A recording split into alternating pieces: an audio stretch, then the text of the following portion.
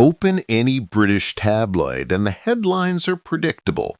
King Charles and his vision for the monarchy, William and Kate's perfectly orchestrated public appearances, or the latest developments in the ongoing drama surrounding Prince Harry and Meghan. But there's one royal who consistently stays out of the headlines, even though, or perhaps because, his story is one of the most fascinating in the entire royal family. This is the story of Prince Edward, the youngest son of the late Queen Elizabeth II, and it begins with a small revolution. March 10, 1964, marked not just the birth of Queen Elizabeth II and Prince Philip's fourth child, but also a turning point in British monarchy history. The Queen, known for her strict adherence to royal protocols, did something unthinkable at the time. She asked Prince Philip to be present during the birth. For us today, this seems perfectly normal, but back then, it was a scandal that shook the royal foundations. The Queen's decision was inspired by emerging discussions in women's magazines about fathers' roles during childbirth. As a 37-year-old mother of three, Elizabeth II was determined to move with the times. This decision would prove symbolic of Edward's entire life, always one step away from the well-worn royal paths. Edward's early years were distinctly different from those of his siblings. While Charles, Anne, and Andrew grew into classic royal roles, Edward developed his own interests from an early age. At just 5 years old, he had an encounter that would shape his young life. He met Neil Armstrong, the first man on the moon. This meeting sparked a lifelong fascination with the extraordinary, with stories beyond the royal norm.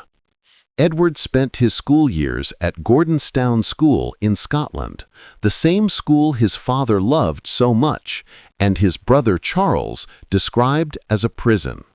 But Edward found his place there. He developed leadership qualities, became head boy, and discovered his passion for theater, a passion that would steer his life in unexpected directions. After school, Edward took a highly unusual step for a royal. He went to New Zealand, not for a royal tour, but as a teacher and theater director at Wanganui Collegiate School. For 6 months, he lived a life far from royal protocol, teaching students and directing theater productions. This experience would fundamentally shape his understanding of the world. The royal family expected him to follow the classic path upon his return, a military career. Dutifully, Edward joined the Royal Marines, but after completing only a third of his training, he made a decision that shocked the nation. He quit. For the militarily minded royal family, particularly his father, Prince Philip, this was a devastating blow. But Edward had other plans. Instead of marching in military boots, he stepped into the world of show business. He began collaborating with Andrew Lloyd Webber, the king of musical theater. At Webber's really useful theater company, he learned the business from the ground up, working as a production assistant and immersing himself in a world completely foreign to his royal relatives. In 1987, he ventured into television, producing what was revolutionary for its time, a reality TV show featuring members of the royal family. The reviews were scathing, but Edward wasn't discouraged. He had found his calling. In 1993, he founded Ardent Productions, his own production company. This was an unprecedented step for a British prince. He dropped his royal title and called himself Edward Windsor, determined to earn his success on his own merit. The company produced documentaries, including Edward on Edward, exploring the story of his great-uncle, Edward VIII, who gave up the throne for love. But the venture was fraught with difficulties from the start. Critics accused him of exploiting his royal status. The company was losing money. Still, Edward persevered for 9 years, a testament to his determination to forge his own path. Amid these professional turbulences, Edward found personal happiness. At a charity tennis tournament, he met Sophie Rice-Jones, a PR manager. Their relationship developed away from the spotlight, far from the media frenzy that had accompanied his siblings' relationships. In 1999, wedding bells rang at St. George's Chapel in Windsor Castle. The ceremony was, typically Edward, considerably more modest than his siblings, but the union would prove to be one of the most stable in the royal family. Sophie quickly became one of the most popular members of the royal family. She and Edward developed into a perfectly synchronized team. The Queen valued her new daughter-in-law so much that she gave her one of her personal tiaras for the wedding, a special honor.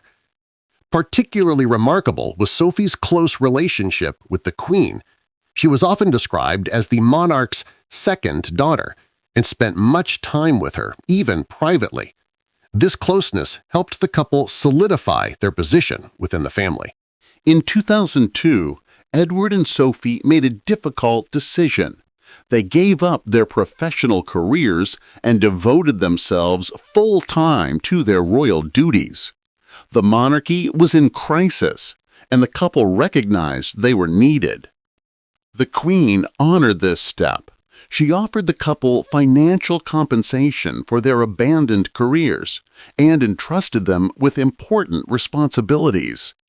Edward took on many of his father's commitments, particularly with the Duke of Edinburgh Award, a program supporting young people. At his wedding, Edward received an unusual title for a prince, Earl of Wessex, not Duke, as was customary for the monarch's sons. The reason is as charming as it is characteristic of Edward. He was a fan of the film Shakespeare in Love and liked the character of the Earl of Wessex. This small anecdote perfectly shows how Edward manages to combine royal tradition with personal preferences. The death of his parents, first Prince Philip in 2021, then Queen Elizabeth II in 2022, hit Edward deeply. In his rare public statements, he showed a human, vulnerable side. He spoke openly about the shocking experience of loss and the difficulty of coping with it, feelings many people can relate to. Edward had a particularly close bond with his father. Prince Philip often saw in him the son who most shared his values and interests. In Edward's study hung a prominent portrait of his father, a silent witness to this special relationship. Today, under his brother Charles III's reign, Edward has found his niche. Together with Sophie, he supports over 70 charitable organizations, advocates for young people, and continues his father's legacy.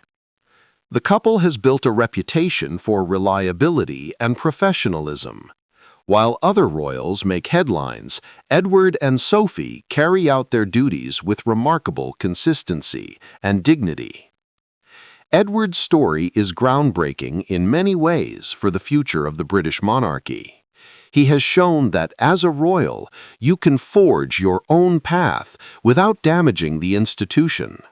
His life is an example of how to balance tradition and modernity, duty and personal fulfillment.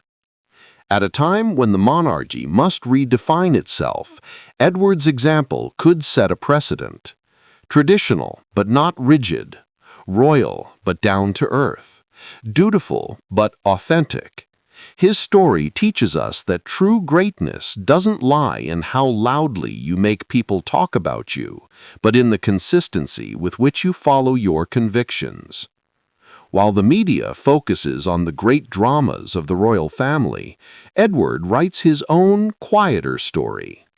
A story that teaches us that sometimes the most interesting chapters aren't the ones in the headlines, but the ones you have to read between the lines. He is proof that even as a member of one of the world's most traditional institutions, you can find your own way, that duty and personal authenticity don't have to be mutually exclusive. And perhaps that's exactly the kind of royal house the 21st century needs. Prince Edward may be the quiet royal, but his story has more to tell us than many loud headlines.